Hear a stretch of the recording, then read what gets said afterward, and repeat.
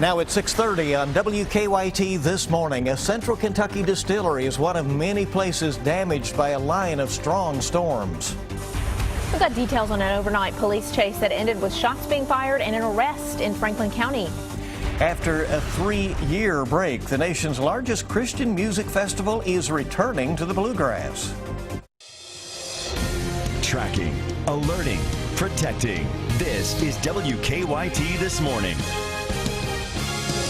Good morning to you from the WKYT News team, and we're glad you're up and at it with us early here on July 8th, Wednesday. I'm Bill Bryant. And I'm Rebecca Smith. Hope you weathered the storm okay yesterday. A lot of action in the weather department. Yeah, those sudden storms just come along, lots of rain all at once, and that could happen once again today, it looks like. We want to check in with meteorologist Micah Harris on this WKYT First Alert Severe Weather Day. And what Bill just said is key to our forecast because it's sudden rain all at once, and when you get those heavy downpours on an already soaked ground, it's easy to get that flooding concern, and that's why we have that flash flood watch in effect until later on this evening. You look southbound, this is what I'm talking about. No warnings on these flash flood warnings, but I do expect to be a possibility here within the next hour or two because you've had one storm after another and it just continues to funnel in. So heads up, say all the way to Williamsburg, through Whitley City to Monticello, off into Albany, and back towards, say, portions of Cumberland County. Those are the areas that we're concerned about this morning.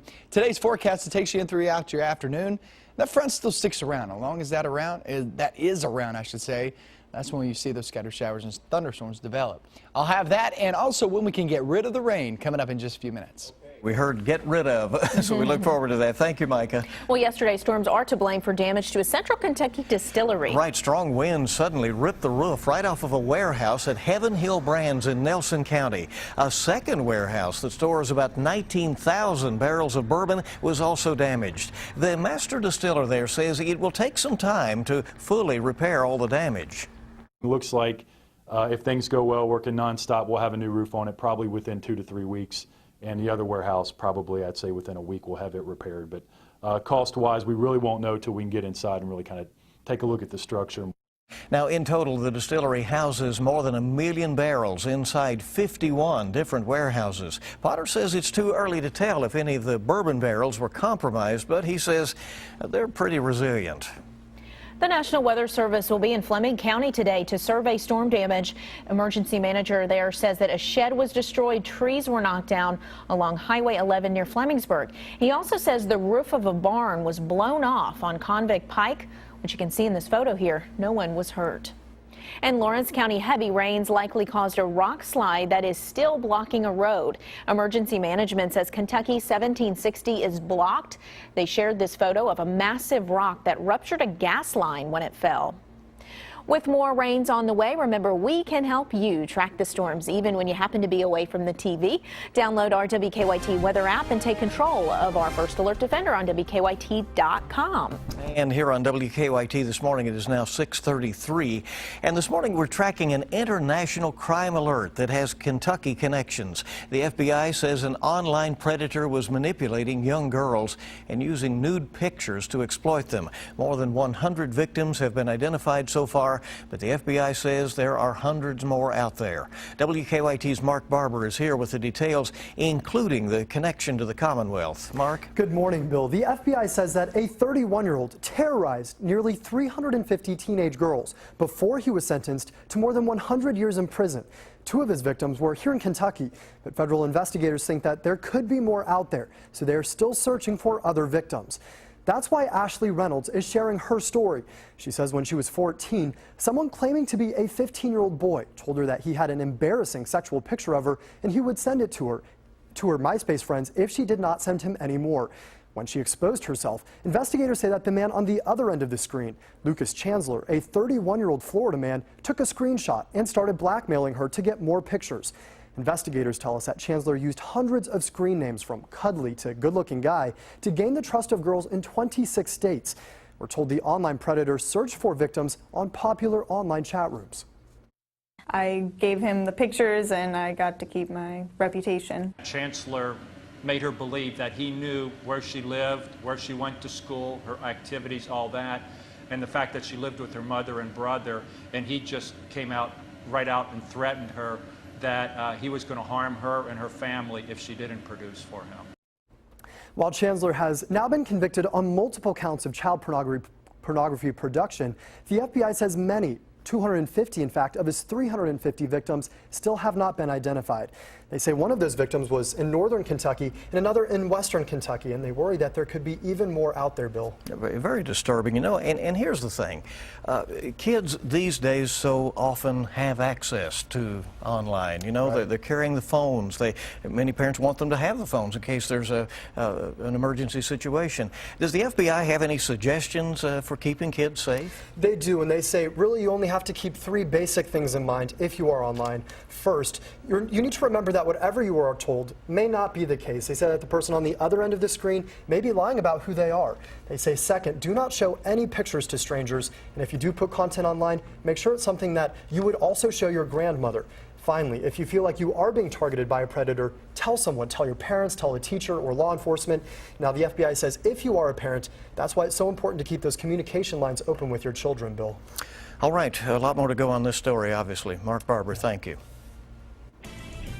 We are tracking a breaking news alert right now. We have just learned of a deadly crash in Clay County. Police say this crash happened around 1 o'clock this morning in the Horse Creek area. We're making phone calls right now to try and learn more details about this deadly crash, and we'll bring you those as soon as we get them.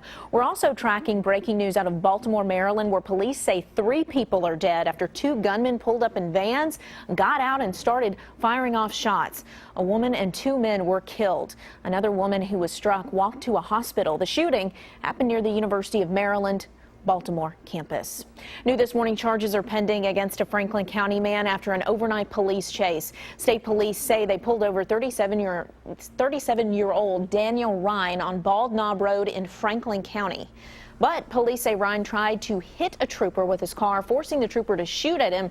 He got away and crashed about a mile away on River Ridge Road. Right now he's charged with trafficking cocaine, but police say more charges are coming.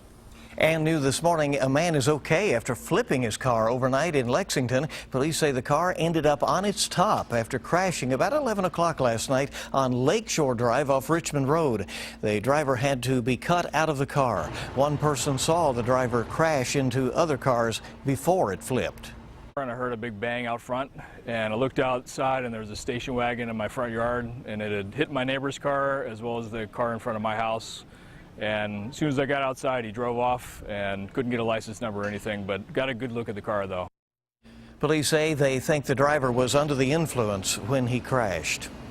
And Toyota's highest-ranking female executive until her arrest in Japan on suspicion of drug violations has been released from custody. New this morning, Japanese media reporting that Julie Hamp will not face charges.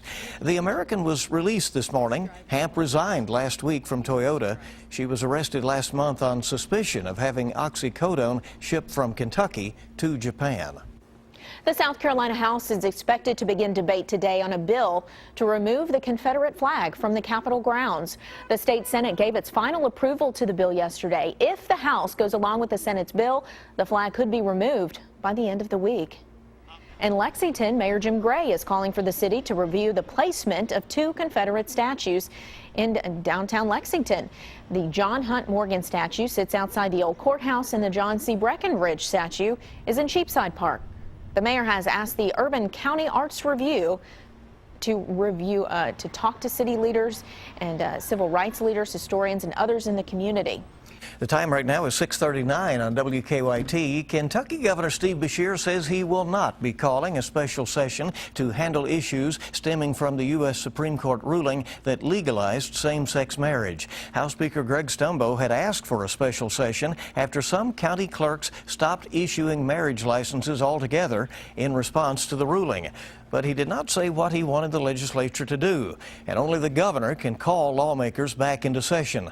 Last night, Governor Beshear declined, saying the courts will deal with any clerks who are not issuing marriage licenses, and he went on to say, quote, there is no need to spend $60,000 a day of taxpayers' dollars calling a special session of the General Assembly. The nation's largest Christian music festival is making a comeback after a 3-year break. The Creation Ichthus Festival is happening this week. week at the Kentucky Horse Park. It's the first time the festival has been held since 2012 when financial problems led to its ending. A company called Creation, which runs 2 other large Christian music festivals, stepped in to relaunch Ichthus. And if you're heading out to the horse park for that, be prepared to wait. There are several events happening. In addition to Ichthus, the traveling Vietnam Wall exhibit will also be on display, and there are also 2 scheduled horse shows getting underway. The horse park does have some suggestions on the best routes to travel to get in there for each of those events, and we have that for you at WKYT.com.